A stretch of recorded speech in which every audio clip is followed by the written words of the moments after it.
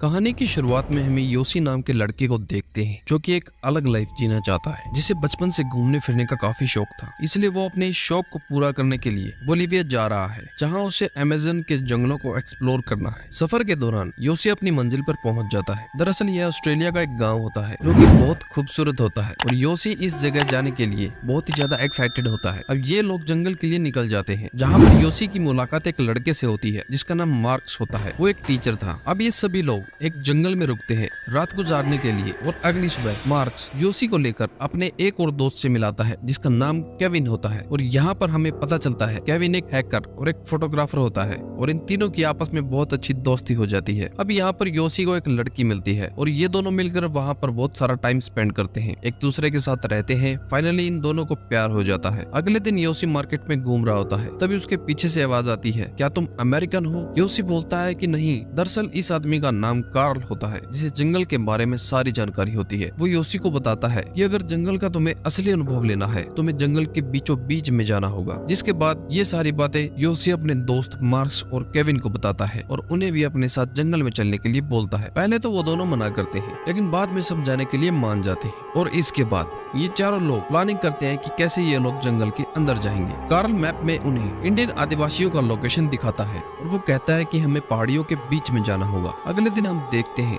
सुबह ये लोग एक प्लेन हायर करते हैं और जंगल के बीच में जाके उतरते हैं। रात होने पर ये सभी लोग जंगल में कैंप लगाकर आराम करने लगते हैं। दरअसल मार्क सबसे ज्यादा डरपोक होता है क्योंकि रात में उसे एक छोटा सा कीड़ा काट लेता है और वो ऐसे डर रहा होता है जैसे उस पर बहुत बड़े जानवर ने हमला कर दिया हो। अगले दिन ये सारे लोग अपने सफर के लिए निकल जाते हैं और वहाँ पर बहुत तेज बारिश हो रही होती है, जिसके बाद आगे बढ़ने पर इन्हें एक नया कबीला मिल जाता है जिसको देखकर ये सारे लोग बहुत ज्यादा खुश हो जाते हैं। यहाँ पर हमें पता चलता है कि इस कबीले में जितने भी लोग हैं वो सारे के सारे कार्ल को जानते थे और यहाँ पर वह सारे लोग इन गाँव वालों के साथ बहुत अच्छा टाइम बिताते हैं। अब नदी में योसी को एक सोने का टुकड़ा मिल जाता है जिसके बारे में कार्ल ने उसे बताया होता है, लेकिन पहले इन लोगों को कार्ल की बातों पर यकीन नहीं था, लेकिन अब धीरे धीरे इन लोगों को कार्ल पर भरोसा होने लगता है। अब इसके बाद ये लोग अपनी मंजिल की तरफ निकल पड़ते हैं इंडियन आदिवासी को ढूंढने के लिए, जिसको आज तक किसी ने भी नहीं देखा है। अब इन लोगों को चलते चलते रात हो जाती है। अब यहाँ पर कार्ल एक बंदर को मारकर सबको खाने के लिए बंदोबस्त करता है। अगले सुबह ये लोग फिर से चलना चालू कर देते हैं। यहाँ पर हम देखते हैं मार्क्स की हिम्मत टूटने लगती है क्योंकि चलते चलते उसके पैरों में छाले पड़ जाते हैं और मार्क्स की वजह से इन सारे लोगों को जंगल में एक जगह रुकना पड़ता है। आगे हम देखते हैं सुबह होने पर मार्क्स की हालत और ज्यादा खराब हो जाती है। अब यहाँ पर कार्ल उन लोगों से कहता है कि कबीला पहुंचने में अभी भी हम लोगों को 3 से 4 दिन लग सकते हैं और मार्क्स चल भी नहीं सकता। जिस पर योसी कहता है कि कोई बात नहीं, हम मार्क्स को उठा के ले जाएंगे। लेकिन कार्ल आकर सबको वापस चलने के लिए कहता है, लेकिन योसी बहुत दूर से आया होता है इसलिए वो हार नहीं मानता। यहाँ पर केविन एक बीच का रास्ता निकालता है। वो कहता है कि हम पानी के रास्ते आगे बढ़ेंगे जिस पर मार्क्स को भी चलना ना पड़े। अब यहाँ कार्ल उन लोगों से कहता है कि यह इतना आसान नहीं है, नदी के रास्ते जाने में बहुत खतरा है और वहाँ पर हमारी जान भी जा सकती है। लेकिन ये तीनों लोग किसी तरह से कार्ल को मना लेते हैं और एक नाव बनाने लगते हैं। अब यहाँ पर कार्ल सब लोगों से कहता है कि सब लोग मुझे फॉलो करेंगे और जैसा मैं बोलूंगा आपको वैसा ही करना है। अब ये सारे लोग निकल जाते हैं, लेकिन पानी के रास्ते आगे बढ़ना इतना आसान नहीं था। आगे उनके सामने एक बहुत बड़ी चट्टान आ जाती है और इस नदी के पानी का बहाव भी बहुत तेज हो जाता है। इस नदी में इतना ज्यादा बहाव होता है कि उनकी नाव उस बहाव में बहने लगती है। अब केविन कहता है कि हमें नदी के बहाव में चलना चाहिए, लेकिन कार्ल उसकी बात को नहीं मानता, जिस वजह से इन दोनों के बीच में बहस शुरू हो जाती है। लेकिन योसी अपने लोगों को रोक लेता है और नाव को किनारे लगाता है और यहाँ कार्ल बहुत गुस्सा होता है। वो कहता है कि तुम लोगों ने मेरी बात क्यों नहीं मानी। कार्ल उन लोगों से कहता है कि आज हम यहीं रुकेंगे और फिर अपना सफर कल तय करेंगे। अब केविन योसी के पास आता है और वो कहता है कि शायद कार्ल को तैरना नहीं आता है और इसलिए वो पानी से इतना ज्यादा डरता है। दरअसल कार्ल को एक्चुअल में तैरना नहीं आता है और इसलिए वो नदी के रास्ते नहीं जाना चाहता था। अब यहाँ पर किसी तरह से रात काटने के बाद सुबह वह लोग जाने की तैयारी करने लगते हैं, लेकिन कार्ल यहाँ अपना इरादा बदल लेता है। वो उन लोगों को पैदल ही अपने साथ चलने के लिए कहता है। अब ये सब सुनकर उन लोगों की परेशानी और भी बढ़ जाती है। सुबह ये लोग डिसाइड करते हैं कि 2 लोग पैदल चल के जाएंगे और 2 लोग नाव लेके जाएंगे, जिसके बाद मार्क्स कार्ल के साथ अपनी मंजिल की तरफ निकल जाता है। अब केविन और योसी भी अपनी राह को निकल जाते हैं और वो लोग बहुत खुश होते हैं क्योंकि नाव का सारा कंट्रोल अब इनके पास था। अब ये लोग आगे बढ़ना चालू कर देते हैं, लेकिन ये सफर इतना आसान नहीं होता। इसके बाद योसी आराम से अपने नाव पर लेटा हुआ होता है। तभी यहाँ पर एक बहुत बड़ी लहर आती है और इनकी नाव को पलट देती है, जिससे वह एक पत्थर पर जाके रुक जाते हैं और यहाँ के लोग फंस चुके थे।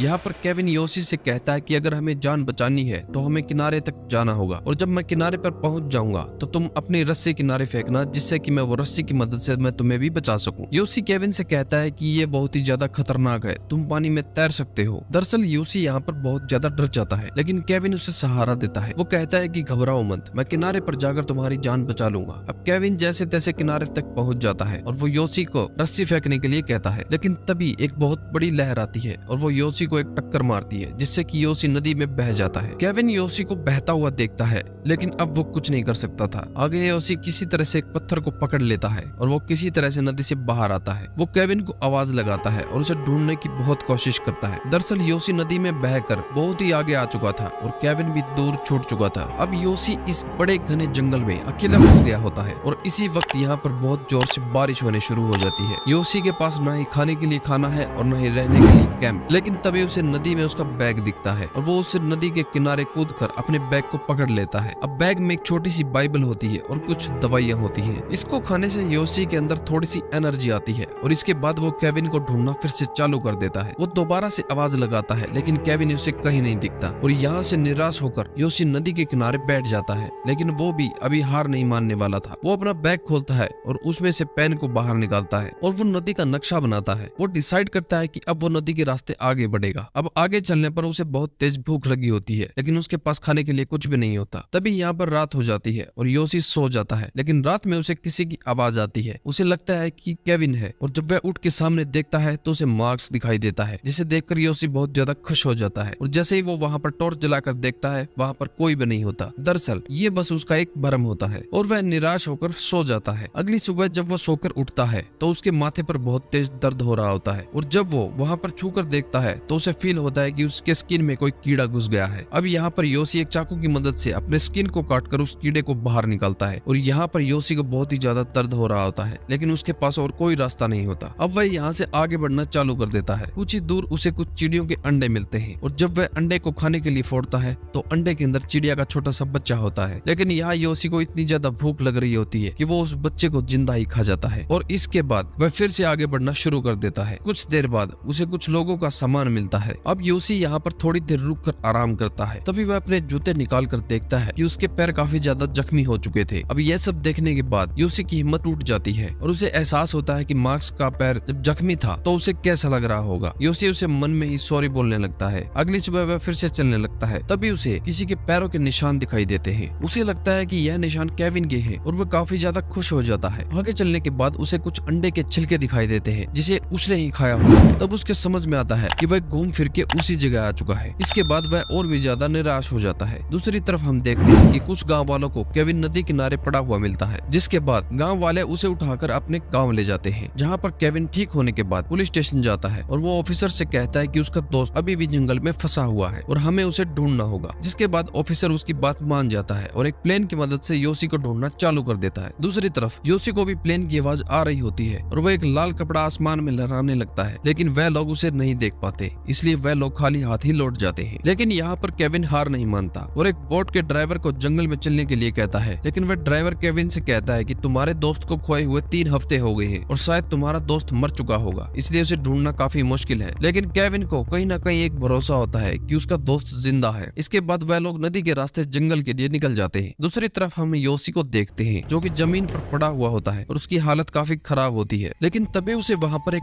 आदिवासी लड़की दिखाई देती है, लेकिन वह लड़की योशी से डर के भागने लगती है। लेकिन योशी उसे समझाने की कोशिश करता है कि वह उसे कुछ नहीं करेगा और वह उसे कहता है कि वह रास्ता भटक चुका है और शायद उसे तुम्हारी मदद चाहिए। यहाँ पर हमें पता चलता है कि दरअसल वह लड़की भी रास्ता भटक गई थी और उसके पास भी न खाने के लिए कुछ होता है न रहने के लिए। यहाँ पर योशी को नहीं पता कि उस लड़की को इंग्लिश आती है या नहीं, लेकिन फिर भी वह उससे बातें करता रहता है क्योंकि कुछ दिनों के बाद किसी और से बात कर रहा होता है। जब उस लड़की के साथ उसकी बात नहीं होती तब वह आगे बढ़ना चालू कर देता है, जिसके बाद रात को होने पर वह दोनों सो जाते हैं और सुबह होने के बाद हम देखते हैं कि वह लड़की वहाँ से गायब हो जाती है। यहाँ पर हमें पता चलता है कि दरअसल वह लड़की कभी वहाँ थी ही नहीं। यह सब योशी के मन का भ्रम होता है। अब धीरे धीरे योशी भूख और प्यास के कारण अपना मानसिक संतुलन खोने लगता है और पागलों जैसी हरकतें करने लगता है और आगे बढ़ने लगता है। तभी उसका पैर एक दलदल में फंस जाता है, जिसके बाद वह अपने आप को कंट्रोल करने की कोशिश करता है और तभी उसे एक बात याद आती है कि ईश्वर हमेशा हमारे साथ है, जिससे उसकी थोड़ी हिम्मत मिलती है और वह जैसे तैसे करके दलदल से बाहर निकल जाता है। लेकिन उसकी समस्या यहीं खत्म नहीं होती, जिससे कि उसे पूरे शरीर पर जंगली चींटियां फैल जाती हैं, जिसे काटने पर वह दर्द से तड़प उठता है। उसी दौरान उसे अपनी सारी जिंदगी फ्लैशबैक में दिखने लगती है। इसके बाद थोड़ी सी राहत मिलने के बाद वह एक नदी के पास पहुंच जाता है, जहाँ पर वह एक कछुए से बातें करने लगता है और अब उसकी सारी हिम्मत टूट चुकी होती है और वह सोचते सोचते वही सो जाता है। अगली सुबह हम देखते हैं कि केविन योसी को ढूंढते ढूंढते उसी जगह पर आ जाता है और चारों तरफ उसे ढूंढने लगता है, लेकिन योसी उसे कहीं नहीं दिखता। अब उसे भी लगने लगा था कि शायद उसका दोस्त मर चुका है और वह वापस जाने की तैयारी करने लगता है। लेकिन तभी हम देखते हैं कि योसी को उसकी आवाज आने लगती है। दरअसल योसी एक गड्ढे के अंदर सोया हुआ था, जिसकी वजह से केविन भी उसे देख नहीं पाया था। जब योसी उस गड्ढे से बाहर आकर देखता है तो उसे केविन वापस जाता हुआ दिखाई देता है, लेकिन योसी के अंदर अब उसमें इतनी भी ताकत नहीं थी कि वह उठकर केविन को आवाज लगा सके। लेकिन आखिरकार हिम्मत कर खड़ा हो जाता है और केविन को एक धीमी आवाज लगाता है और ये आवाज केविन सुन लेता है और दौड़कर योसी के पास आ जाता है और उसे गले लगा लेता है। जिसके बाद केविन उसे गांव लेकर आता है, जहाँ पर गांव वाले योसी को देखकर हैरान हो जाते हैं कि आखिर अब तक वह जिंदा कैसे बच पाया। इसके बाद हम देखते हैं कि योसी केविन से शुक्रिया कह रहा होता है और केविन भी उसे शुक्रिया कहता है। जिसके बाद सारे लोग योसी को बचाए रखने के लिए ईश्वर का धन्यवाद दे रहे होते हैं और इसी के साथ ये कहानी यहाँ पे खत्म हो जाती है। दोस्तों,